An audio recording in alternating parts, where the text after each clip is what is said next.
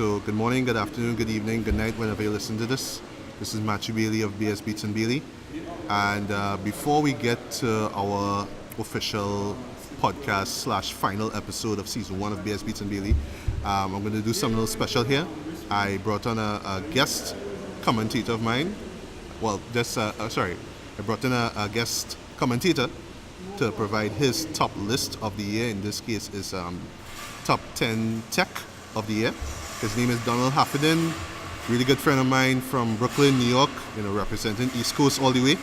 Unfortunately, he couldn't be able to make it to our podcast because of, time constraints, but he was willing to provide an audio recording of him really talking about his list of top 10 tech. And I managed to just put that along with just a little simple little vid as well too, which you'll see in the next minute or so. So please check it out and also leave a comment or two, and also check out his website, which is InDev.News, which is INDEV.NEWS, where basically he just reviews and talks about all things technology. And also check out his photography website. He's a really great photographer, even better than me, I would admit. It's called upbound.net, so it's upbound.net. So check that out if you want to see some really awesome pics.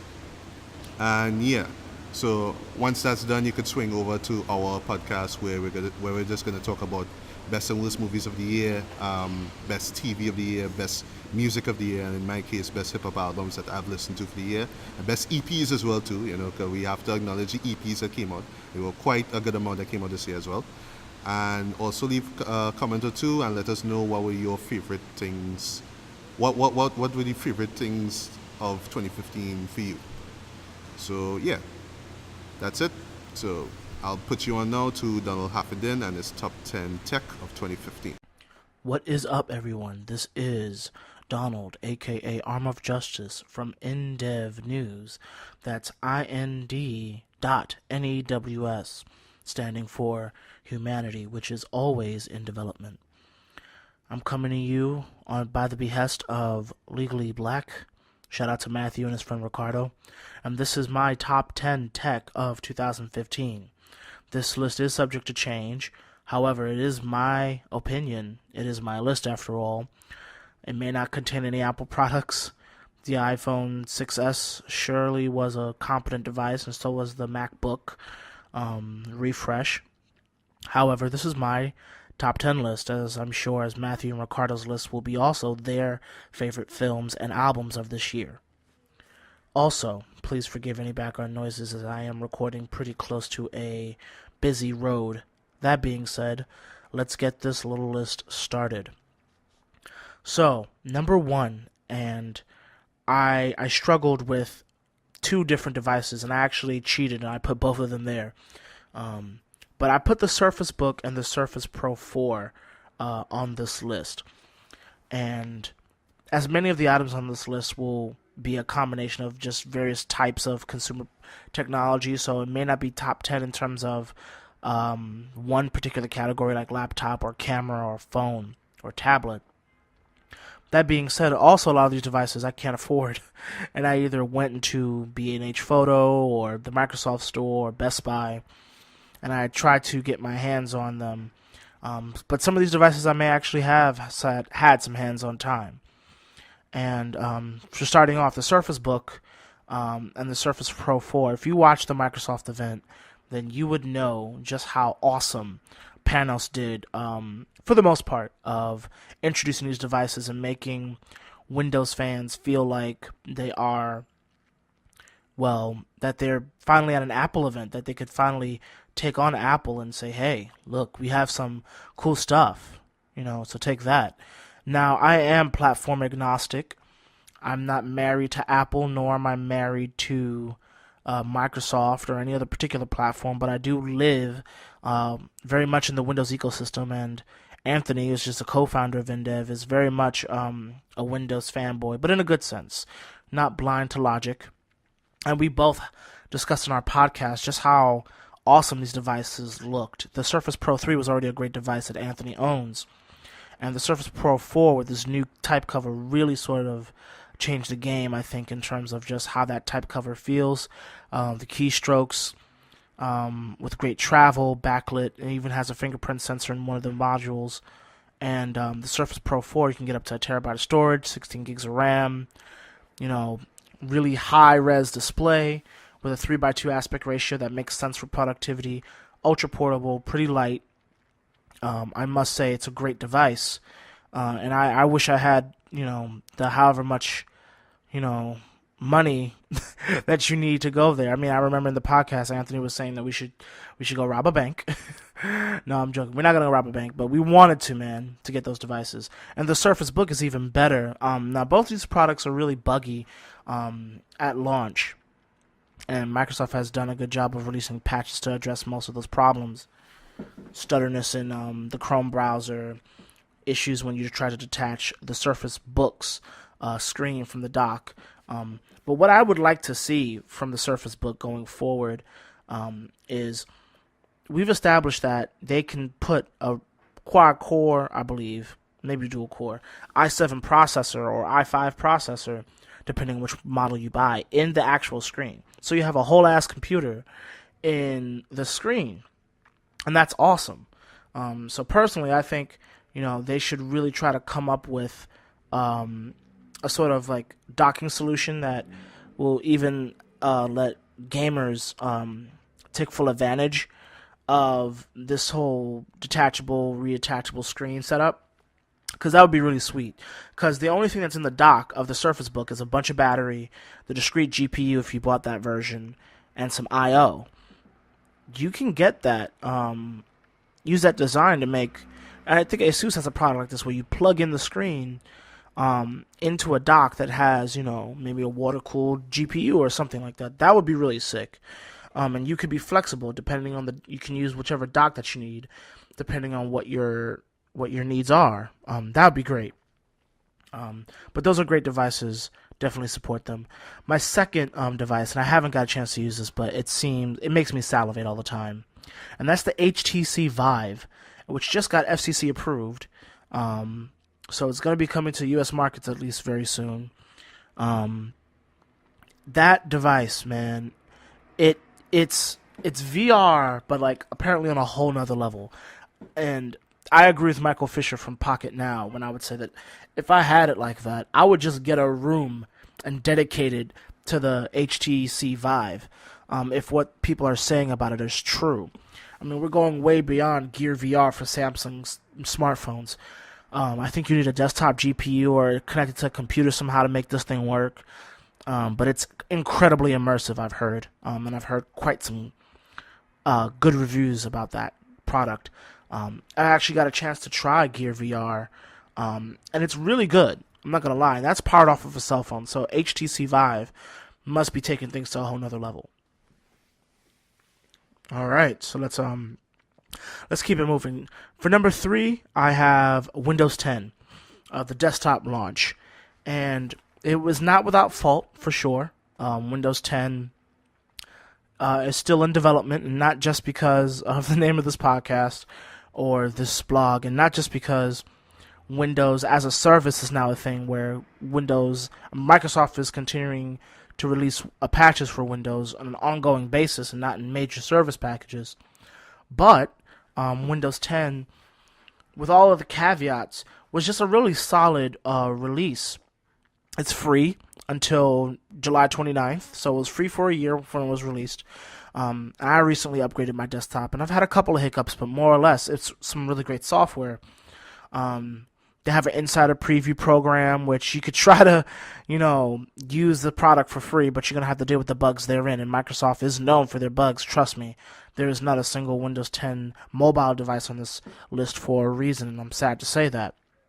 That being said, Windows 10 surely brings a lot to the table in terms of reintegrating what people loved from Windows XP and Windows 7, and bringing a lot of the streamlined coding that you found in Windows 8, and bringing that sort of kernel of things, if you will, sort of one kernel, or I think they call it one core, I think, and that you essentially code for one program or one platform, and if your program is apt for moving to other platforms, you've essentially coded for all different types of programs.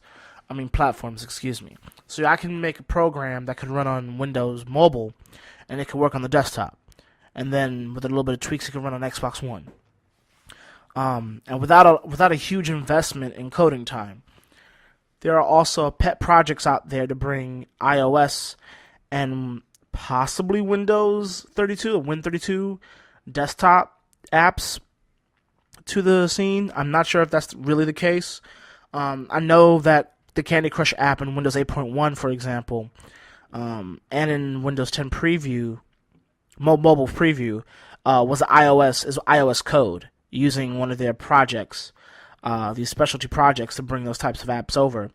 And I know the Android project has been, put it on indefinite hold because of just technical issues therein.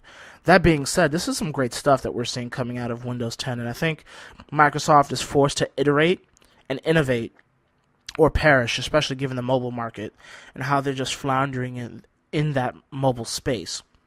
But yeah, so Windows 10, just the launch of Windows 10 in general, is some really good stuff, and I'm looking forward to it.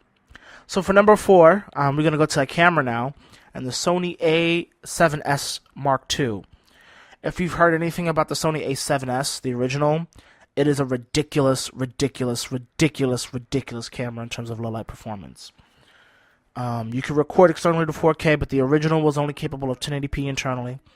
And that was okay, because it could record some solid video. This Mark II is capable of internal 4K, which is nice. Obviously not the best codec in the world, but it's there. It's 12.2 megapixel sensor, I believe, which is great because you have a smaller pixel size to sensor size ratio because it's a full frame sensor, but you're not packing a bunch of pixels in there.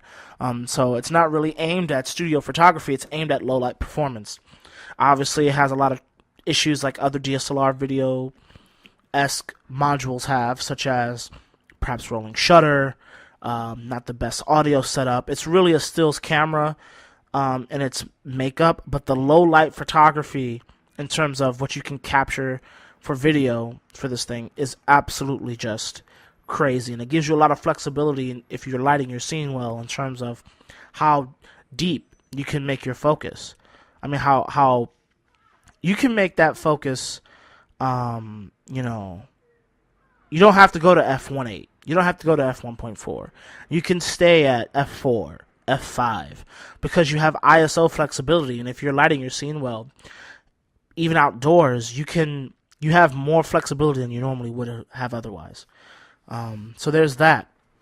The Sony A7S Mark II, and it's cheaper than something like a Canon 5D Mark III. Which is still $3,000-$4,000 with a lens. This thing is around $2,000, which that's not cheap. I certainly can't afford it. But it definitely makes me want to adopt. It definitely makes me want to adopt Sony lenses and Sony mounts if I had the budget, just because of the flexibility of using that as both a video camera as well as a stills camera, because I do my photography. Photo.upon.net, photo.upbound.net. Shameless plug for my photography side business.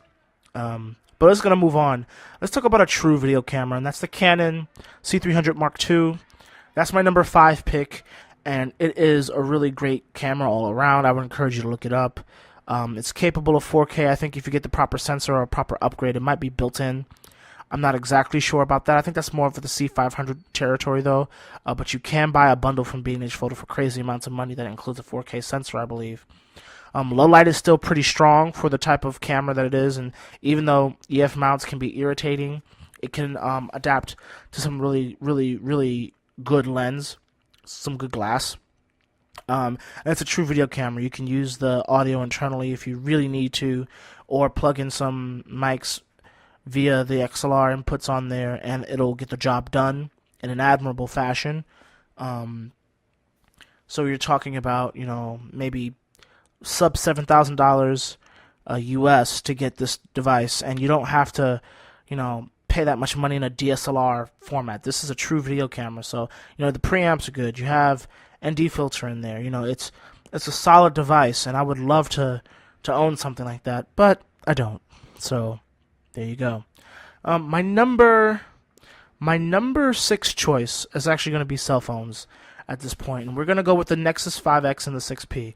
A lot of people talk about the 5X as being polycarbonate in feel, and how the 6P is great but has the bend gate issue. Whatever. These Nexus devices are pretty darn good. They still don't have, and they're probably not going to have, expandable memory or battery problems in terms of, battery user battery replacement. That's not going to be on these devices. But I chose these devices because Marshmallow, which is Android 6.0, is geared up to be really, really great. They perform really well on these cameras, on these phones, and the cameras on these phones are also really excellent as far as Nexus phones are concerned. I would say they're top tier cameras. They don't have OIS, no optical image stabilization, but they rock, I believe, 12 megapixels. Similar logic to the Sony, actually, and they have oversized pixels, and so in terms of their size in microns, and so the images you can pull out in low light are pretty decent. Maybe not the sharpest thing in the world. I haven't owned one, but I've seen lots of sample images, and they seem to be really great. And they offer them in two flavors: the 5.2 inch model, which is the 5X, and it could be cheaper. In my opinion, but it's still pretty cheap at sub $400 price, more or less, even though they should kill off the 16 gig model. I don't know why people still even sell 16 gig models of anything. And then the 6P, on the other hand, is a more premium model, and even if you kit that thing out at 128 gigabytes, you're still in like roughly what the other flagships are costing, $650 or so. And that even starts off at $500, I believe, at the 32 gig base model for the 5.7 inch 6P. So, and that one's built by Huawei, which is a great manufacturer. So I would definitely recommend those devices. Check those out for cell phones if you really want secure, fast updates from a versatile Google phone. My next pick, I believe I'm up to number 7 at this point, is the NVIDIA GeForce GTX 980 Ti. Now, I've built my own computer last year, and I have the luxury of rocking a 980 from EVGA. It's a super clocked version, but for those of you who do any sort of productivity in Adobe Cloud or hit film or something like that, and it uses a CUDA GPU acceleration, then you know just how great these cards are at that. And the Ti really takes it a step up by offering, I believe, 6 gigabytes of GDDR5 RAM, which really helps in terms of running 3D textures for things like Video Copilot's plugins for 3D plugins for After Effects, or even when you get into hit film or things like 3D rendering in Maya or something like that. And also in gaming, I do game on the side when I can, and the gaming performance of these cards are great. Even my 980 is capable of some 4K gaming, if I know what I'm doing with the settings and if the program's optimally coded. So I recommend that that GPU. It's come down in price to roughly what the 980 was costing me in December of 2014. So I would recommend picking up a Ti. It's worth it. You get some nice gains over it. And you also have DirectX 12 support for Windows, which is fantastic. Moving on, and for the number 8 position, we've got the Pebble Time Steel. Now, I don't do wearables too much, but I do have this device.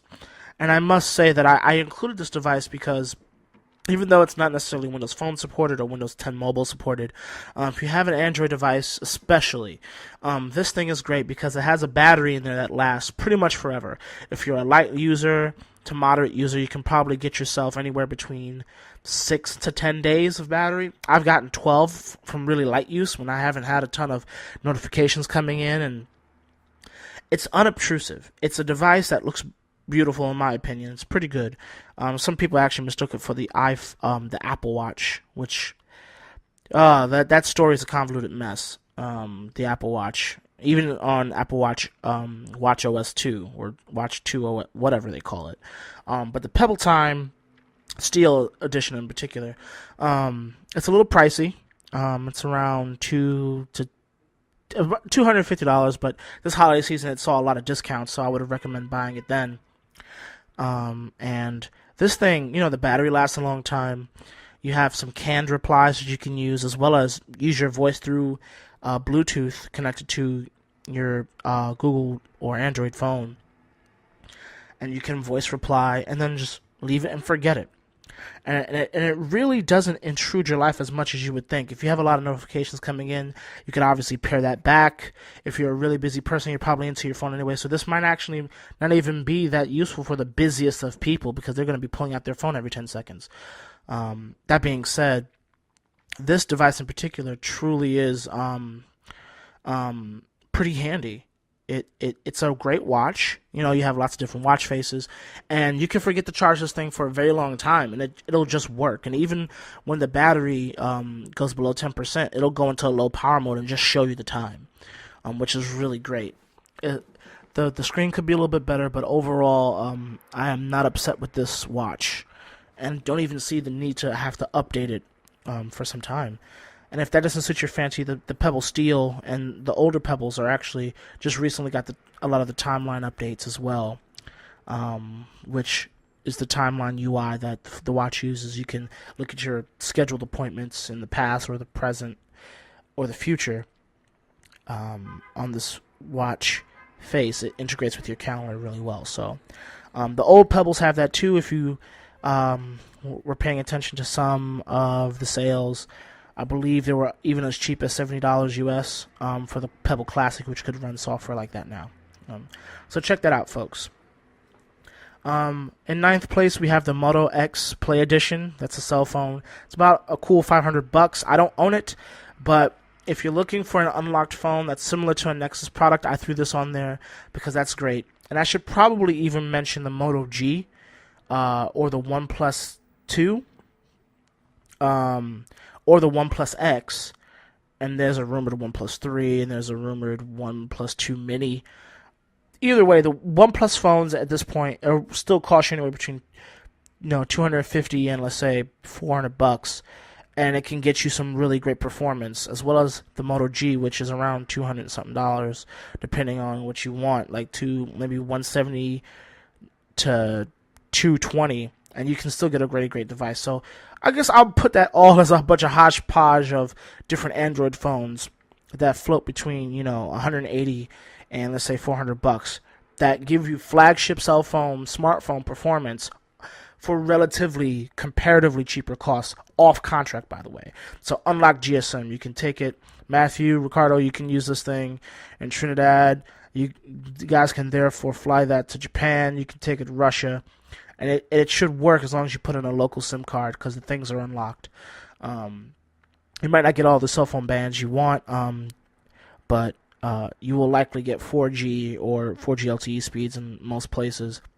And even if you don't, 3.5G ain't the end of the world. And these devices, even on the cheap, can be really sweet. So I would definitely suggest you picking those up. And finally, my 10th product, and I'm gonna turn it over to you good folks for your top 10 discussion on films and albums for the year, is HoloLens, coming out of Microsoft. We're going to go back to Microsoft towards the end, and I really want one of these things. When Microsoft did their event and pretty much showed a game that was kind of like Mega Man, all running off the HoloLens, I was like, bruh, like the internet wanted one. I wanted one. I still want one. They have a developer kit out now, and I think you have to pay $3,000 or something, but you get one, and you can develop apps for it. They're trying to get developers to come out to this device. It runs Windows 10 in some form, so you can code a game for, say, Xbox One, and if it works, if it applies, you can probably have to do more work, but you can get it to run on the HoloLens. It's obviously a niche product, but this thing looks really freaking cool. So the HoloLens by Microsoft, check that out. So anyways, this is just a sampling of some of the devices that I really enjoyed from this year. Obviously, there are a bunch of runner-ups. There are some Windows devices like the 950, the 950 XL. With all their issues, the hardware side of that stuff, besides what people keep calling a cheap-feeling phone, which I say, well, look at the Nexus 5X. Anyways, those devices are pretty great. They remind you of the LG G4 in terms of, removable battery, great screen, expandable storage, and they run Continuum, which is kind of like pseudo Windows when you plug it into a monitor and keyboard. Great solution for that. Looking forward to Win32 apps being able to run on either that or whatever the next Surface phone is going to be, because that's awesome. As well as a bunch of other features that are really just futuristic about those devices. You also have the Pixel C tablet, which came out this year, the iPad Pro. I don't use those devices. I never had those devices, but those seem like pretty cool bets, with their prospective caveats. But the iPad Pro, it's too expensive. But what are you gonna do? Xbox One with this new experience, that's running Windows 10 now, and so that can be pretty cool. You can play up to I think 100 and something Xbox 360 games, and they're adding more. They already added 16 more games like a week or two ago, so there's that. Apple has their little MacBook laptop. What are you gonna do? But overall, I would say those are the top devices for 2015. So now I'm going to turn it over to Matthew and Ricardo. Hopefully you guys have either been commenting along while I've been talking a mile a minute, or can render some thoughts here about my list. And looking forward to hearing about what the top 10 films and top 10 albums are for 2015. Thanks, and I'll see you next time.